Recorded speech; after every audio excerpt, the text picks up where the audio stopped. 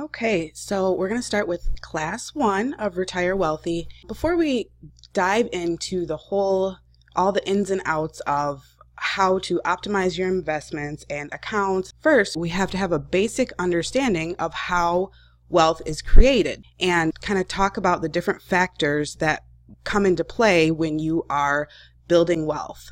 I talk to people about retirement, and a lot of people don't want to think about retirement because they tell me they don't want to wait until they're 60 to be wealthy. They don't want to wait until they're old. They're thinking about right now. Retirement is not just for old people. You have to get that outdated thinking out of your brain. Retirement just means you've collected enough assets that generate enough income for you to live on. So from now on, you really need to equate retirement with freedom. Retirement just means you have the freedom to quit your job. Retirement means you have the freedom to travel.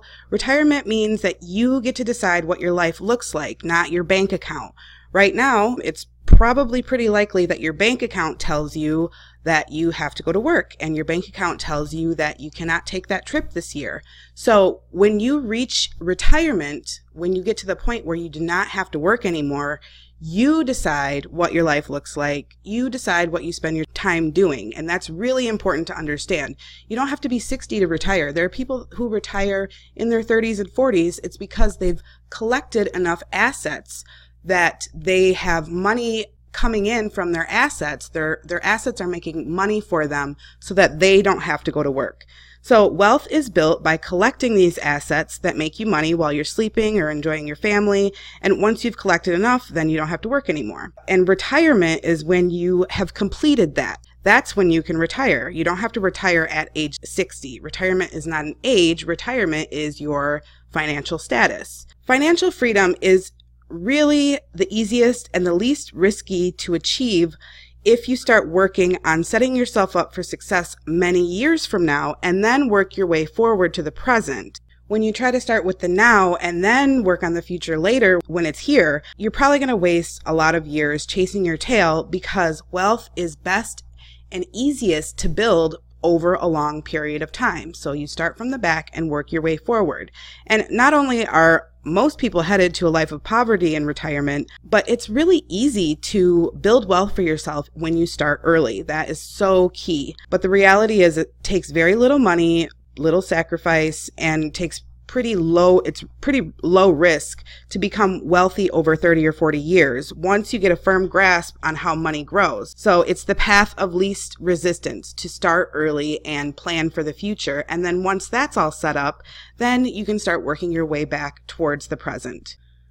You can't rely on your job or Social Security or anything else to provide for you forever. The reality is, when you rely just on your job or just on your pension or just on Social Security, you're giving someone else the power to dictate whether you eat or keep your lights on. What they provide might be there when you need it, but whether the income from your job or pension or Social Security is there when you need it is not in your control.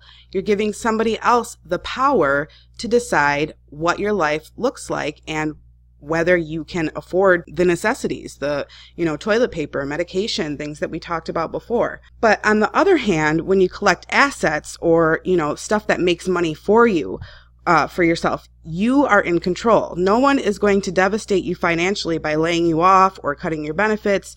If you've built yourself a sizable stock portfolio and own a few rental homes and maybe have a laundromat generating income for you every month, Social Security can be cut. Your company could go bankrupt. The stock market could even tank. You're going to be just fine. There isn't much that's going to happen to you if you have a bunch of assets that are generating income for you. So now you've just shifted the power back over to you. Assets are things that grow in value. My 3 personal favorite assets are stocks, real estate, and business.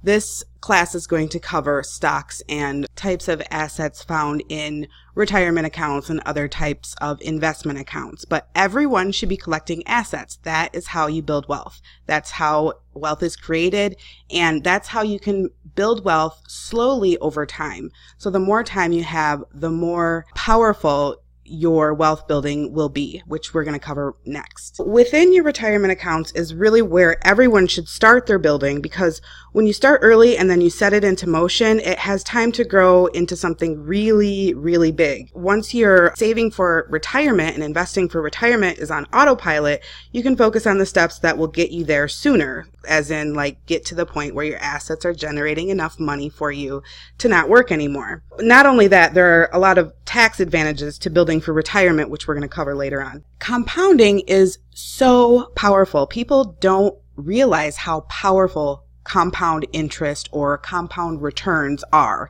Compound interest or compound returns is the money that your investment earns every year. But the kicker is that each year the percentage that you earn is not earned just on the original money that you put in, but also on the interest earned every year. So this is the difference between compound interest and simple interest. Compound interest or compound returns is how you can become rich with very little money. If you have enough time for your investment to grow, it's mind-boggling how much money can be created if you leave it alone. You are going to put $100 into an investment. This investment is earning 10% a year. That's right up here. Initially, your investment is worth $100, the $100 that you put into it, and then it increases in value by 10% a year. For the first year, that's going to be $10, and now your investment is worth $110. So the first year you earn $10 in interest, but year two, you're going to earn $11 in interest because we're taking 10% of the total value of the investment. Now, simple interest would be calculated by just taking 10% of what you originally put in, but compound interest is when you get the 10% on the entire amount of whatever your investment is worth now. So this is the key, because as we go along here, it gets to be more and more. So now year one, you earned $10. Year two, you earned $11. And so when we get into year three, you're earning $12.10 per year just for this year. So then that increases your investment to $133.10 on year three. So each year you're earning a little bit more. Now you might be like, oh, whoop-de-doo, I'm getting an extra dollar a year. Big deal. That's not going to make me rich, but it will make you rich, because every time your balance grows, your investment's value grows, the amount that you're being paid grows. So this is just one time $100. By the end of this 40 years that we're going over here, your investment, your original investment that you put in of $100 is worth $4,526.29. You put in $100 one time. Over 40 years of this inching up, growing little bit by little bit of your interest, your compound interest, you have earned $4,426.29. This is why compounding is powerful. And then when you add in consistently putting extra dollars in to your investment, this is how people become wealthy.